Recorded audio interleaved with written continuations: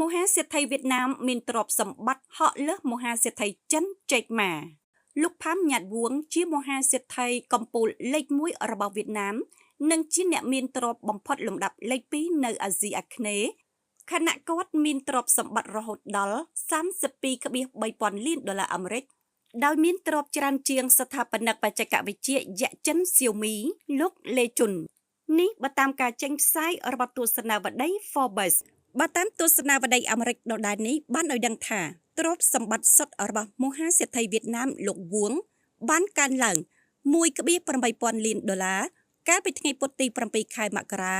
បន្ទាប់ពីភាគហ៊ុននៃក្រុមហ៊ុន Vingroup ហៅកាត់ VIC របស់គាត់បានកើនឡើងចំនួន 3.4% ក្រុមហ៊ុនរបស់គាត់បានចុះបញ្ជីចំនួន2ដែលបង្ហាញអំពីការកើនឡើងយ៉ាងខ្លាំង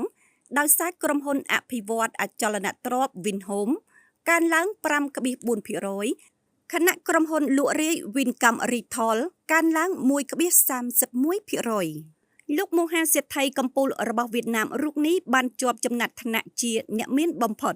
លំដាប់លេខ65នៅទូទាំងពិភពលោកខណៈមហាសេដ្ឋីចិនលោកលេឈរនៅលំដាប់លេខ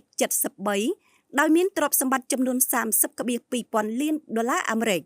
ទ្រព្យសម្បត្តិរបស់មហាសេដ្ឋីវៀតណាមរូបនេះបានកើនលើសមហាសេដ្ឋីបច្ចេកវិទ្យាខ្ពស់របស់ចិន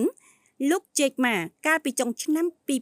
2025លោកមហាសេដ្ឋីវួងវ័យ57ឆ្នាំបានកាន់កាប់ភាគហ៊ុនក្រុមហ៊ុន Vingroup ចំនួន 10.05% រួមជាមួយសមាជិកគ្រួសារគ្រប់គ្រងប្រហែល 65% របស់ក្រុមហ៊ុនគាត់ក៏មានភាគហ៊ុនជិត